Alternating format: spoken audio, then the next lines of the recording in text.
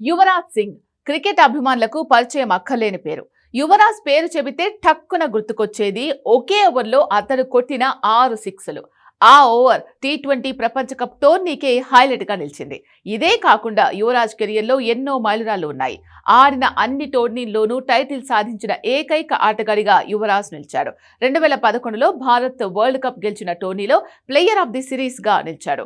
ఇప్పుడు టీమిండియా యువ ప్లేయర్స్ ను కూడా యువరాజ్ ప్రభావితం చేస్తున్నాడు. ఇప్పటికే యంగ్ క్రికెటర్లు శుభ్మన్ గిల్, అభిషేక్ శర్మకు గైడ్ గా మార్గనిర్దేశం చేస్తున్నాడు యువరాజ్ సింగ్. ఇప్పుడు వీరిద్దరూ టీమిండియా క్రికెట్ లో మంచి స్థానాల్లో ఉన్నారు. అయితే త్వరలో జరగబోయే ఐసీసీ టీ20 వరల్డ్ కప్ 2026 కోసం కూడా యువరాజ్ సింగ్ ఒక చురకత్తిని సిద్ధం చేస్తున్నారని క్రికెట్ అభిమానులు సోషల్ మీడియాలో హోరెత్తిస్తున్నారు. న్యూజిలాండ్ తో జరగబోయే టీ20 సిరీస్ కు ప్రాక్టీస్ చేస్తున్న సంజు శాంసన్ కు యువరాజ్ సింగ్ టిప్స్ ఇస్తున్న వీడియో వైరల్ అయింది. దీంతో అభిమానులు ఈ మేరకు అభిప్రాయపడుతున్నారు.